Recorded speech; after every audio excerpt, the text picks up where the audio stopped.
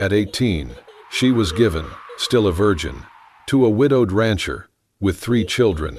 What happened shocked all. Wyoming, winter of 1878. The wind swept across the barren plains like a blade, slicing through the skeletal trees and howling against the battered siding of a sagging farmhouse. Snow had begun to fall again, slow and deliberate, covering wagon ruts and boot prints, as if to erase all signs of passage. Laura May stood on the crooked wooden porch, her small hands buried in the coarse wool of her shawl. She did not shiver, though the wind was merciless. Her eyes, wide and dry, stared out into the whiteness, as if hoping something, anything, might rise out of it to stop what was coming. Inside the house, her uncle leaned against the hearth, one boot resting on the stone edge, like a man who still thought himself powerful. He was thick-bodied and bitter, his face seamed with years of regret and resentment. Across from him stood a taller man in a worn trail coat dusted with snow. Clayton Ward, 36, widowed. He held his hat in one hand, the other resting at his side. His face was unreadable, jaw set, eyes the color of winter ash. "I told you," the uncle said, voice gruff and sharp. "She's untouched, still a virgin, fresh as morning milk." Clayton said nothing. "She's strong, too, not soft like the saloon girls in town. Raised her on beans and chores. She can carry water, break kindling, mend cloth." He spit into the fire. "A woman like that ought to be worth more than $50, but I'm settling fair." Still, Clayton said nothing. In the corner, the fire popped as if it wanted to interrupt. The silence grew thick between them. Laura's fingers dug tighter into the fabric at her waist. She had not been asked. Not for her thoughts. Not for her consent. Her uncle had never seen her as anything but a burden, another mouth that ate what he could not earn. Her mother had died when she was 12, and no one since had spoken her name with kindness. Outside, the wind howled harder. Clayton finally reached into his coat and pulled out a leather pouch. It clinked as it landed on the table. Beside it, he laid a folded paper, titled to a prize bull. "We're square," the uncle said, rubbing his hands greedily. "She's yours now." Clayton nodded once, turned toward the door, and stepped outside. Laura followed. She did not look back at the house. There was nothing left in it worth remembering. She stepped down the warped porch steps and into the snow beside him. He did not offer his arm. He did not ask if she needed a blanket. The wagon was simple, covered, no decoration, no comfort. She climbed in silently, he followed. When the door closed, the world outside dulled to a muffled hush. Inside, the silence was deafening. Clayton took the reins and gave a low click. The horses started forward, hooves crunching against ice-crusted snow. Laura kept her hands folded tightly in her lap. He did not speak. Not one word. Not even a glance. She did not ask where they were going, or how long it would take. She knew it didn't matter. In that moment, she was not a bride, not a wife, not even a woman. She was a transaction, a solution to someone else's problem. She didn't cry, she didn't plead, because in this world, a girl's tears didn't buy her freedom. They only froze before they could fall. The Ward Ranch spread out like a frozen sea, quiet, vast, and unbearably still. As the wagon rolled past the front gate, Laura could see a 2-story wooden house standing against the wind, flanked by a barn and 2 smaller sheds. The snow on the roof had begun to melt at the edges, dripping steadily like the ticking of a slow clock. Clayton helped her down but said nothing. He nodded once toward the front door and then walked toward the barn, his footsteps fading behind her like the end of a sentence. Inside, the house was clean, orderly, and cold. Not just from the Wyoming winter, but from something else. A silence that lived deep in the walls. No laughter, no warmth. Just the soft creak of wood, and the faint echo of what used to be. 3 children stood in the hallway, watching her with wide, guarded eyes. The smallest, Rosie, was barely 3. Her hair was a tangle of soft brown curls, and her thumb sat firmly in her mouth. Eli, 6, held her hand protectively, his face solemn, his shoulders stiff like a little man. Micah, 8, stood behind them, arms crossed, jaw tight. He was already his father's son in posture, if not yet in age. None of them spoke. Laura offered a gentle smile. "Hello," she said softly. Rosie blinked. Eli looked down. Micah turned and walked away. It was the beginning. The days that followed passed in a rhythm of uncertainty. Laura woke early, fumbling through unfamiliar chores, hauling water, scrubbing floors, chopping vegetables, hanging linens, trying not to burn the bread.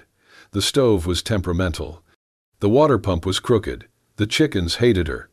She did not know how to saddle a horse or soothe a child's nightmare. She did not know where things went in the pantry or how to sew a sock without stabbing her own finger. She did not know why Rosie cried when the clock struck 3, or why Eli refused to eat carrots. But she tried. Each morning, she rose before dawn and tried to learn what this place expected of her. Clayton never raised his voice. He did not criticize. He barely spoke at all. But every now and then, when she thought no one was watching, she would find new notes pinned quietly beside the stove. Use oak for better heat. Boil potatoes before peeling. Rosie likes her porridge with cinnamon. One morning, she found a slip of paper tucked under a cracked bowl. You don't have to do it all. Just try. She stared at the words longer than she meant to. At night, after she went to bed, she would sometimes hear footsteps downstairs.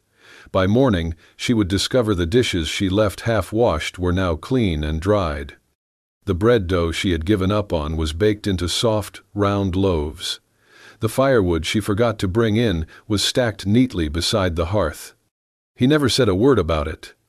The children remained distant. Rosie often hid under the table.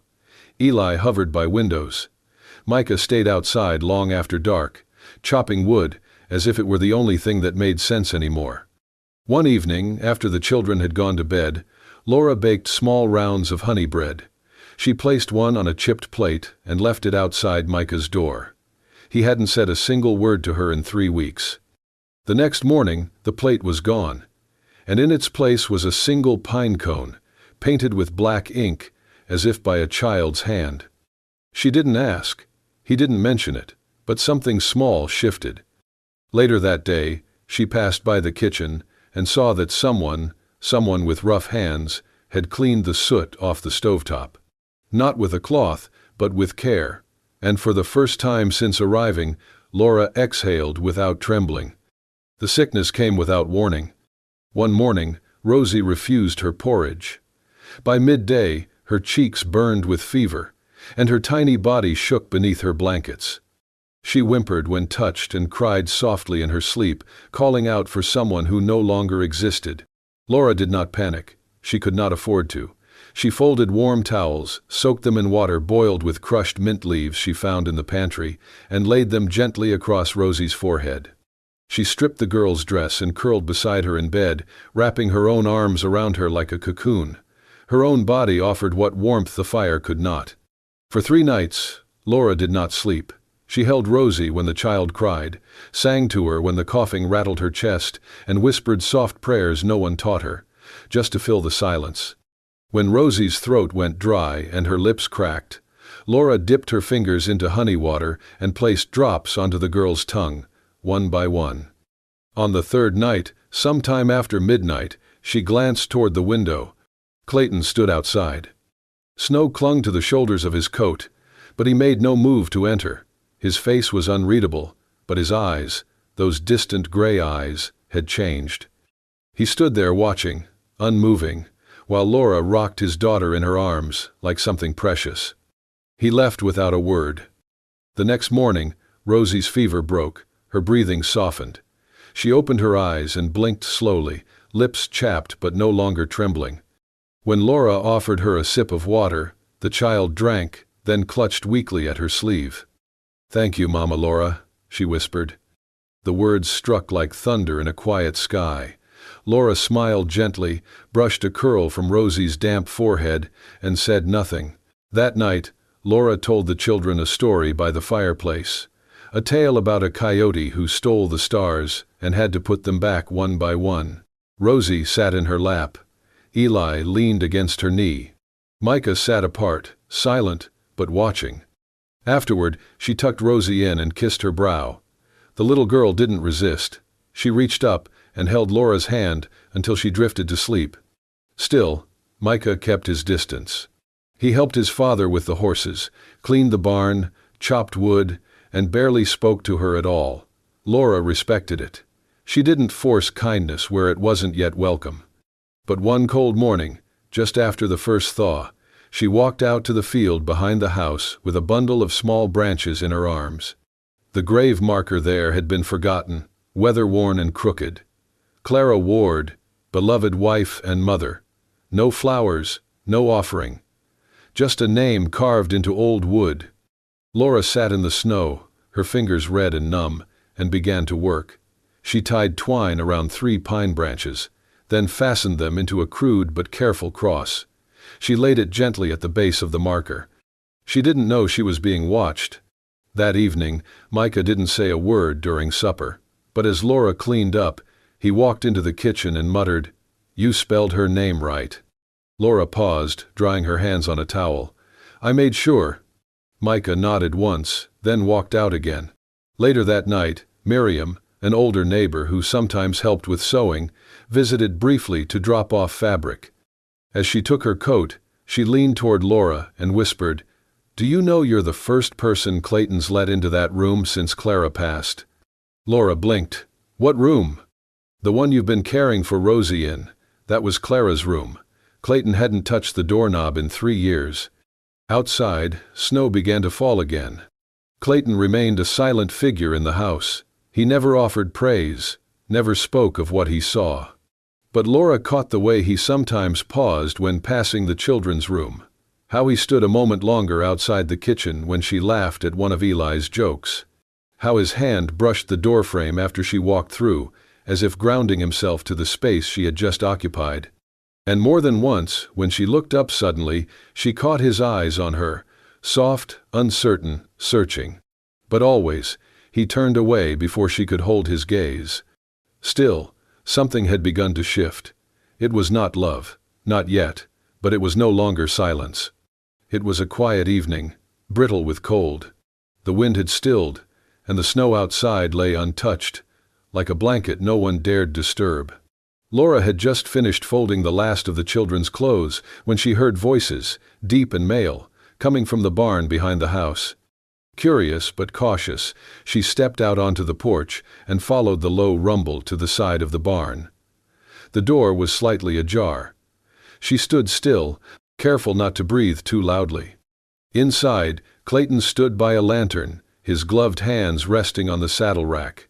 Opposite him, a man with a thick beard and a laugh that echoed too loudly leaned casually against a post. "So," the man smirked, "how's married life treating you? That girl can't be more than what, 18? Clayton didn't answer immediately. The man continued, voice mocking, "You must be having a fine time with a young thing like that. Bet it keeps the bed warmer than the firewood does, eh?" Laura's breath caught. Clayton's voice came, low and even. "I took her because it was convenient, no feelings involved, just needed someone to keep the house in order, care for the children." The other man chuckled crudely. "That all, huh?" Clayton gave a short nod. "That's all." Laura did not wait to hear more. She turned and walked away, her chest tight, her vision blurry. Her hands trembled as she opened the door to the house and stepped into the dark hallway. The warmth of the fire mocked her now, and the walls that had begun to feel familiar pressed in around her like a cage. She climbed the stairs and went to her small room. There was no sound in the house except the occasional creak of wood and the beating of her own heart. She wrote the letter in silence. "If I am only a shadow, let me disappear into the snow. I will not wait for spring." She folded it carefully and placed it on the table in the kitchen, beside the small bowl of dried herbs she had planned to use for soup the next day. Then, from her drawer, she took the only thing she had ever called hers, a worn leather belt Clayton had repaired without being asked. The stitching was uneven, the thread thick and rough, but it had held ever since. She laid it beside the letter, Outside, the sky had turned silver. She wrapped herself in her coat, pulled her scarf high over her mouth, and stepped into the snow. The wind did not greet her. It simply opened its arms and let her vanish into the dark. It was Eli who woke first. He had been dreaming of wolves, or snow, or Laura. He stumbled from his bed and wandered down the stairs, calling her name softly. When he could not find her in the kitchen, or the parlor, or near the fire where she sometimes slept when Rosie was restless, his calls grew louder. "Laura?" Then he began to cry. His sobs woke Rosie, who began wailing. Micah came down next, confused and barefoot. Clayton descended the stairs 2 at a time. When he saw the letter, his face went pale. When he saw the belt, he closed his eyes. And when Eli cried out her name again, in a voice so broken it could have come from a grown man's chest, Clayton didn't hesitate. He threw on his coat, grabbed his rifle, and ran to the stable. Within minutes, he was gone, riding hard into the night, the snow rising up to meet him like the edge of a cliff. Clayton found her near dawn. The snow had lightened but not stopped. Tracks were faint, nearly gone, but he followed them anyway, guided more by instinct than logic. He rode hard, through thickets and across a frozen creek, until he reached the old stream beyond the hills, where the water still ran under sheets of ice. There, on a fallen log beside the water, he saw her. Laura sat curled in on herself, arms wrapped tight, her scarf damp with frost. Her lips were pale, her cheeks flushed with cold. She looked small, so small. He dismounted quietly and approached, his boots crunching softly over the frozen earth. When she looked up, her eyes met his, but she did not speak. He stood before her for a long moment. Then, without a word, Clayton dropped to one knee in the snow. The breath caught in her throat. He didn't yell, didn't demand, didn't scold. Instead, his voice came rough, quiet, and broken. "I didn't mean for you to hear that." She looked away. "I said it to shut him up," he went on. "He was making jokes about you and me. I thought I was protecting your name." He swallowed hard. "But I hurt you instead." Laura didn't answer. Her hands shook in her lap. Clayton took a breath, his shoulders trembling. Then he said the words like a man digging up something long buried. "I don't know how to love right," he whispered. "I didn't grow up with it. And when Clara died, I sealed the door shut and threw away the key. I thought that was safer for everyone." His voice cracked. "But then you came," he said, eyes shining now. "And somehow, without asking for a thing, you gave everything. You made Rosie laugh again. You made Eli sleep without waking up crying. Micah watches you like he's afraid you'll disappear." A tear slipped down his cheek, startling in its simplicity. "You made this house breathe again." He lowered his head. "And I never once said thank you." Laura blinked, lips trembling, but still silent. "I don't want you to leave," he said. "But if you do, I won't stop you. Just tell me you'll be warm, that you'll be safe."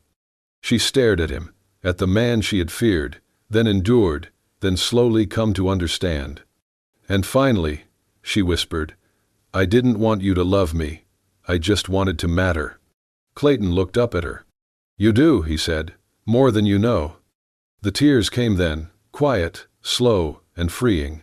Laura reached out, and he rose from the snow to meet her. In his arms, the cold melted away. There were no promises made, no vows exchanged. Just the silence between two people who had stopped running and started listening. Spring returned to Wyoming quietly. The snow gave way to soft green shoots, and the hills rolled out their colors like a quilt, yellows, blues, pinks, scattered among tall grasses. On one such morning, as mist clung low over the pasture, Clayton saddled 2 horses without saying why. "Ride with me," he said simply, handing Laura the reins. She didn't ask questions. She had learned with him. Silence often carried more meaning than words. They rode side by side through the open land, past the grazing cattle and the ridge where Micah liked to fly paper kites. The wind brushed gently across her face, and for a moment it felt like the land was breathing again. He led her to a clearing she'd never seen before, a wide open field blanketed in wildflowers, golden poppies, purple asters, blue columbine. The earth swayed with the wind like a lullaby. Laura dismounted first, her boots sinking into soft ground. "It's beautiful," she said softly. Clayton nodded, dismounting beside her. His face was unreadable, but his hand was steady as he led her a few steps further, to a spot where a small stone marker sat beneath a twisted oak tree. The bark was old, the branches thick and sheltering. She read the name carved into the stone: Clara Ward, beloved wife, mother, keeper of peace. Clayton removed his hat. "This was her favorite place," he said after a moment. "She used to bring the children here when they were babies. Said this field made her believe in heaven more than any church pew ever could." Laura remained quiet, her hands folded respectfully before her. "I scattered her ashes here," he said, 3 years ago. Promised I wouldn't let the land forget her." The wind picked up again, soft and cool. Laura turned toward him, but he was already reaching into his coat pocket. From the lining, he pulled a small cloth bundle. He handed it to her carefully, like something fragile. Inside was a string of pearls, slightly yellowed with age, but polished and warm in her hand. "It belonged to my mother," he said. "She gave it to Clara on our wedding day, said it should stay in the family, passed down to the woman who would raise the next Ward children." Laura stared at the necklace, breath caught in her chest. "I didn't give it to you when we married," he continued, "because I didn't see it as a marriage. I saw it as survival." He looked her in the eyes now, steady, open. "But now," he said, "I see you waking up before sunrise to tend to Rosie's curls. I see the way Eli looks for your nod before feeding the hens. And Micah, that boy hasn't called anyone mama in years, but I think if he ever does again, it'll be you." Clayton reached for her hand, not forceful, just present. "I want my children to grow up calling you mother," he said simply. There was no proposal, no dramatic gesture, no wine, no music. Just wildflowers swaying in the wind, the whisper of trees overhead, and the worn warmth of a man finally laying his heart bare. Laura didn't speak. She couldn't. But she took the pearls with trembling fingers and placed them around her neck. And when she looked back at Clayton, her eyes were filled with something neither of them dared name, but both understood completely. The storm rolled in without warning. By mid-afternoon, the sky had darkened to an angry gray, and the wind howled across the prairie like a wounded animal. The horses, usually calm in their pens, grew restless, snorting, stomping, eyes wide with instinctive fear. Laura was in the kitchen when she heard the scream. It wasn't a long one, just a sharp cry that cut through the wind and pierced the walls like a blade. She dropped the ladle in her hand and ran out barefoot into the yard.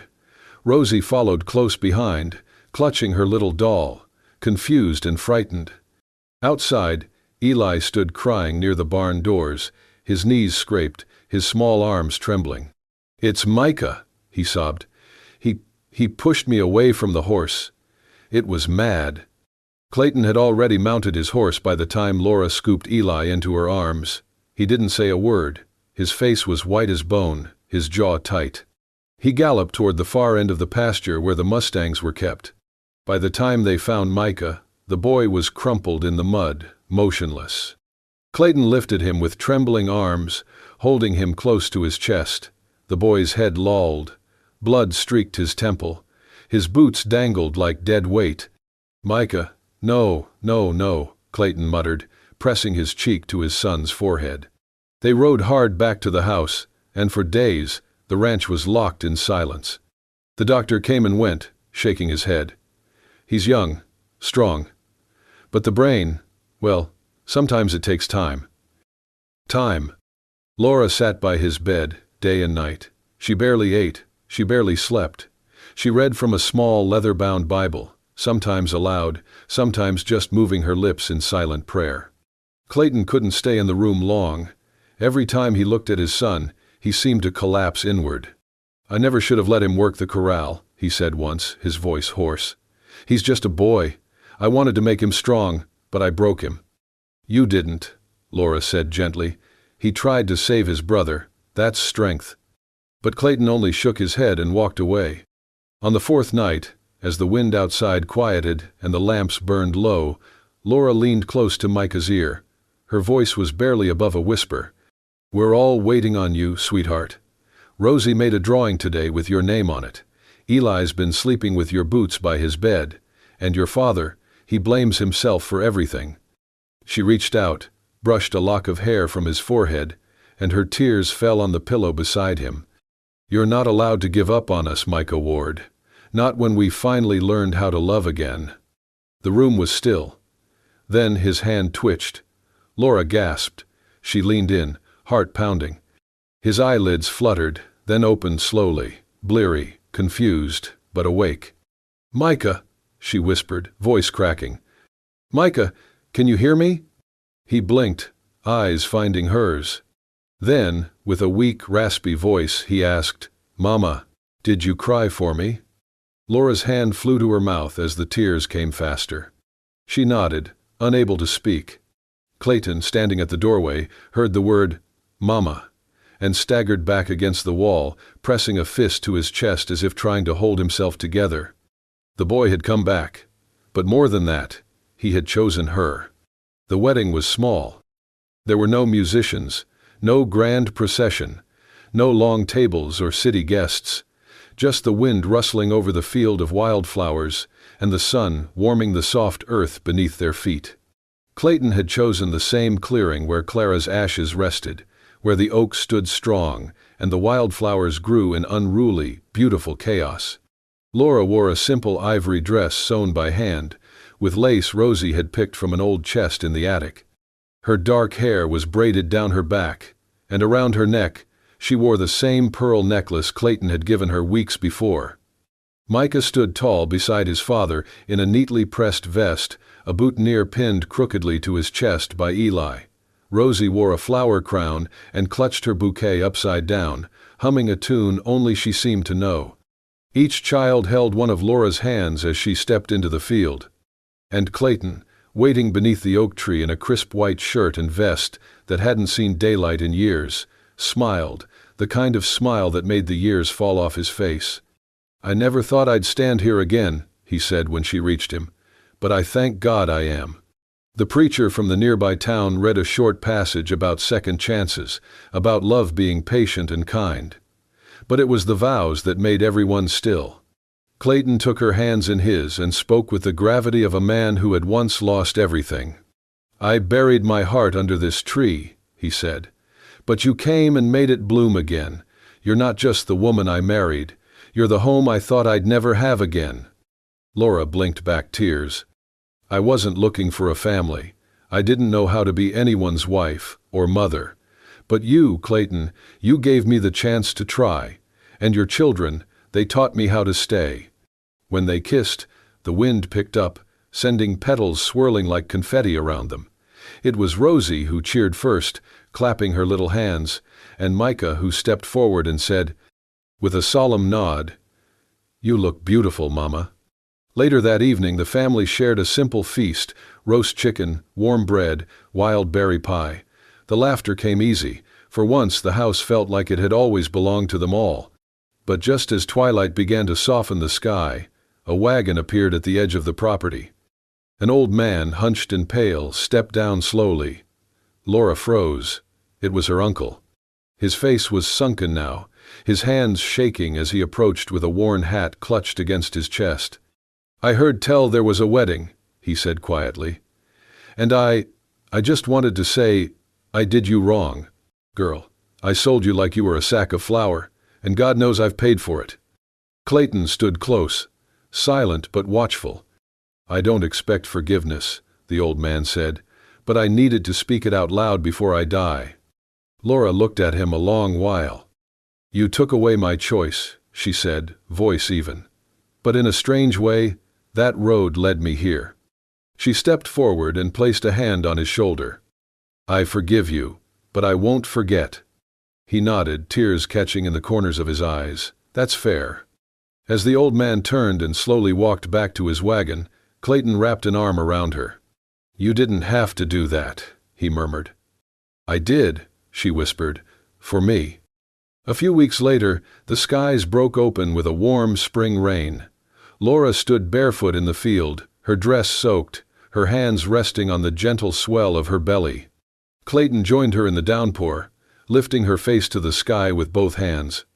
"I lost one good woman to heaven," he said softly. "But God in His mercy gave me another, not just for me, but for all of us. You didn't just save me, Laura, you saved this whole house." She leaned into his chest as the rain fell, steady and kind. That afternoon, together with the children, they planted a white cotton tree beside the oak, its blossoms soft and bright against the gray sky. "A promise in bloom." "Let it grow," Clayton said, patting the soil, "even through drought and storm." "And when it flowers," Laura added, "we'll know love still lives here." And so it did, through every season that followed. If this story stirred something deep in you, if you believe that love can bloom in the harshest winters and that broken people can still build something whole, then don't forget to show your support. Hit the like button, share your favorite moment in the comments, and let us know, do you believe second chances can become life's greatest blessings? And if you want more tales of forbidden love, quiet devotion, and fierce hearts surviving the wild frontier, subscribe to Wild West Love Stories and turn on notifications, because out here, under the wide American sky, love never rides easy, but it's always worth the ride.